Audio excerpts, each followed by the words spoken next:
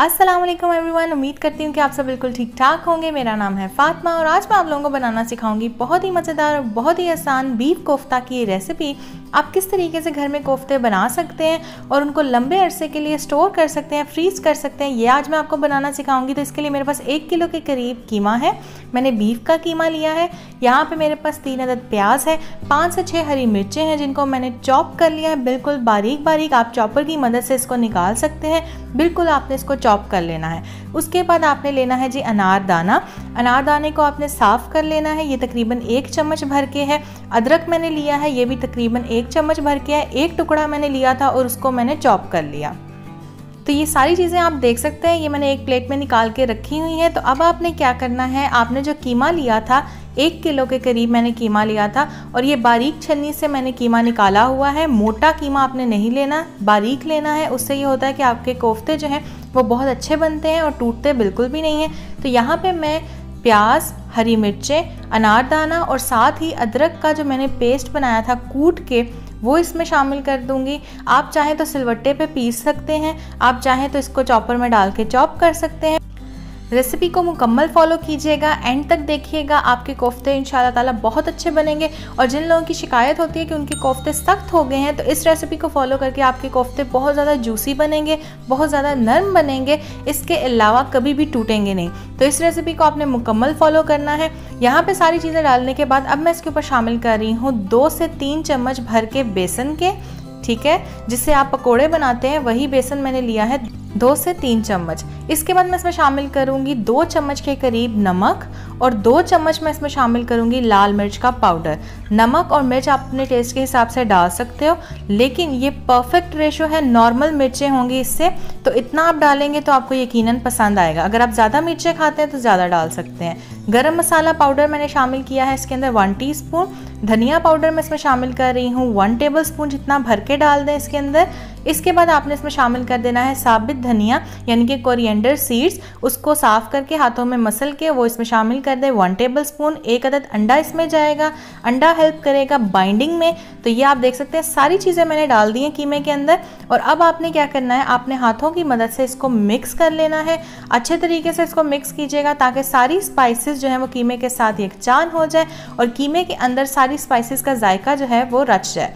तो इस तरीके से आपने मिक्स कर लेना है। बहुत आसानी से बन जाते हैं, कम टाइम में बन जाते हैं और आप ट्राई करेंगे तो आपको यकीनन बहुत पसंद आएंगे, क्योंकि ये बहुत जूसी बनते हैं, बहुत मज़े के बनते हैं। और ये बना के आप 3 से 4 महीने के लिए स्टोर करके भी रख सकते हैं फ्रीज़र में। वो तरीका भी मैं आपको सारा सिखाऊंगी एंड पे कि आपने इसको किस तरीके से स्टोर करना है। तो ये आप देख सकते हैं कीमा जो है इसको मैंने मिक्स कर लिया है, सारी चीज़ें आपस में मिक्स हो चुकी हैं। तो अब आपने क्या करना है, आपने चढ़ा देना है ऑयल गर्म होने के लिए चूल्हे के ऊपर। अब यहाँ पे मैं आपको एक चीज़ बताना चाहूँगी कि कढ़ाई आपने वो लेनी है जिस कढ़ाई के अंदर आप समोसे वगैरह बनाते हैं। आपने नॉर्मल जो यूज़ में खाना बनाने के लिए कढ़ाई लेते हैं वो नहीं लीजिएगा, क्योंकि ये कढ़ाई जो है ये काफ़ी गंदी हो जाती है। तो कढ़ाई में मैंने ऑयल डाला और उसको गर्म होने के लिए रख दिया है दरमियानी आंच के ऊपर। मीनवाइल आपने कोफ्ते बना लेने हैं, तो इसके लिए आपने हाथों पर थोड़ा सा पानी लगाना है। उसके बाद आपने थोड़ा सा कोफ्ते का मिक्सचर लेना है, यानी कि कीमा हाथ में लेना है और इसको इस तरीके से टाइटली आपने बनाना है और उसके बाद आपने इसको गोल कर देना है, गोल शेप दे देनी है। तो ये कोफ्ता जो है एक हमारा तैयार हो चुका है, बहुत आसानी से देखा आपने बन चुका है। तो इसी तरीके से मैं आपको एक और बनाना सिखाऊंगी। यहाँ पे आपने प्लेट पे सारे कोफ्ते बना के रखते जाने हैं। एक चीज़ मैं आपको बताती चलूँ, यहाँ पे दोबारा से मैं पानी लगा रही हूँ, हाथ पे कोफ्ते का मिक्सचर लेंगे हम और अब आपने हाथों की मदद से इसको अच्छे तरीके से ना पहले सख्त बाइंड करना है। कोफ्ते का जो मिक्सचर है ये ढीला बिल्कुल नहीं होना चाहिए, तो आपने इसको इस तरीके से हाथों की मदद से प्रेस करना है पहले और उसके बाद आपने इसको गोल शेप देनी है। समझ आ गया होगा आपको, तरीका बहुत ही आसान था और इसी तरीके से आपने बनाना है। अगर आप ढीला छोड़ेंगे और पहले इसको प्रेस करके बाइंड नहीं करेंगे कीमा जो हाथ में लेंगे, तो उसकी वजह से आपके कोफ्ते जो हैं वो टूट जाएंगे और खुल जाएंगे।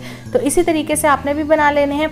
तो ये मैंने 2 बना लिए हैं और बाकी भी सारे मैं बना लूँगी सेम प्रोसेस रख के। तो ये आप देख सकते हैं मैंने 1 प्लेट जितने कोफ्ते बना लिए हैं। अभी भी मिक्सचर जो है ये बचा हुआ है, सो वो भी मैं आपको दिखाऊंगी। इस तरीके से आपने बना लेने हैं एक साइज़ के। आप चाहें तो इससे बड़े भी बना सकते हैं, लेकिन ये दरमियाना साइज़ है और इतने ही अच्छे लगते हैं कोफ्ते की कड़ी के अंदर।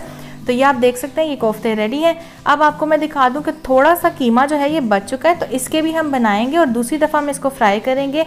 ऑयल जो है ये गर्म हो चुका है, दरमियानी आंच पे आपने ऑयल को गर्म करना है और उसके बाद इसके अंदर कोफ्ते डाल देने हैं। आपको कैसे पता चलेगा कि ऑयल जो है वो दरमियाना है? सबसे पहले आपने क्या करना है, एक अदद कोफ्ता डाल के टेस्ट कर लीजिएगा।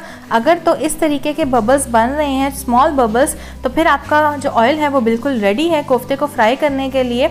पहला एक डाल के आपने चेक ज़रूर कर लेना है, ये ना हो आप गरम गरम ऑयल में डाल दें, उससे ये होगा कि अंदर से कच्चे रह जाएंगे और बाहर से ये डार्क हो जाएंगे। तो आपने इसको मीडियम टू लो फ्लेम के ऊपर कुक करना है और बहुत एहतियात से आपने चम्मच चलाना है।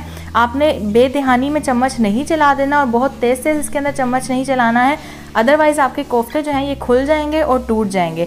जिस तरीके से एहतियात से मैं आपको बता रही हूँ, इसी तरीके से आपने भी कोफ्तों के अंदर चम्मच चलाना है और इंशाल्लाह ताला आपके कोफ्ते जो हैं वो बहुत मज़े के बनेंगे, बहुत अच्छे बनेंगे। और अगर आप एक फ्राई करके यहाँ पे चखेंगे भी तो आपको खुद ही अंदाज़ा हो जाएगा कि कोफ्ते जो हैं वो कितने जूसी और कितने टेंडर हैं। सो इसी तरीके से आपने भी बनाना है, हल्के हाथ से चम्मच चलाइएगा और आपने इसको इतना पका लेना है कि ये अच्छे तरीके से पक जाए और इनके ऊपर गोल्डन ब्राउन सा कलर आ जाए, ठीक है ना। सो ये आप देख सकते हैं मैं कितनी एहतियात से चम्मच इसके अंदर चला रही हूँ, आपने भी ऐसे ही करना है। और ये कोफ्ते आप बना के रख सकते हैं, इनको फ्रीज़ कर सकते हैं काफ़ी मंथ्स के लिए। और उसके बाद मैं आपको बताऊंगी भी आने वाले दिनों में कि आप किस तरीके से इन कोफ्तों को ट्राई कर सकते हैं, इनकी रेसिपी कैसे बना सकते हैं। कोफ्ता करी की रेसिपी मैं आपके साथ शेयर करूंगी, अंडे और कोफ्ते का सालन भी बनता है, तो सारी चीज़ें मैं आप लोगों के साथ शेयर करूँगी। यहाँ पर कोफ्ते जो हैं ये रेडी हो चुके हैं, तो इनको मैं निकाल लूँगी, सर्व कर लूँगी। पहले टिश्यू पे निकाल लें ताकि इसका एक्सेस ऑयल जो है वो सारा निकल जाए। एंड आफ्टर डैट आपने इसको किसी भी प्लेट में निकाल लेना है ताकि ये ठंडे हो जाए। किसी खुले बर्तन में रखिएगा और फिर आपने इसको फ्रीज़ करना है। मेक श्योर कि आप जब भी कोफ्ते बनाएं उन्हें पहले ठंडा करें एंड उसके बाद आप इसको फ्रीज़र में रखें फ्रीज़ करने के लिए। गरम गरम आपने फ्रीज़र में नहीं रखने हैं। तो ये आप देख सकते हैं एक परागा मैंने निकाल लिया है और अब मैं बाकी के सारे कोफ्ते भी फ्राई कर लूँगी। उसी आंच के ऊपर आपने मीडियम टू लो फ्लेम के ऊपर इसको फ्राई करना है और जब सारे फ्राई हो जाएंगे तब आपने इनको निकाल लेना है टिश्यू पेपर के ऊपर और ठंडा होने के लिए रख देना है, ठीक है। सो अब मैं आपको बताती हूँ कि नेक्स्ट स्टेप में आप किस तरीके से इन कोफ्तों को स्टोर कर सकते हैं।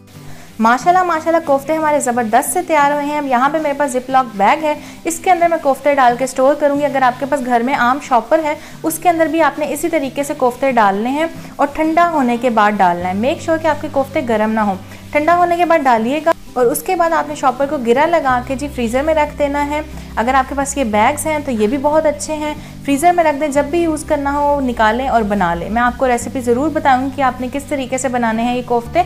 सो वीडियो पसंद आए तो थम्स अप दें, शेयर कीजिए फ्रेंड्स एंड फैमिली मेम्बर्स के साथ। कोई क्वेरी है नीचे कमेंट करके पूछ सकते हैं। इसके अलावा नीचे रेड बटन पर क्लिक करके चैनल को सब्सक्राइब कर लीजिएगा, साथ वाले बेल आइकन पर क्लिक करके और नोटिफिकेशन को ऑन कर लीजिएगा। इससे मेरे आने वाली हर नई वीडियो सबसे पहले आप तक पहुँचेगी और ये बिल्कुल फ्री है। So thank you so much for watching, take care, Allah हाफिज़ एंड अल्लाह निगहबान।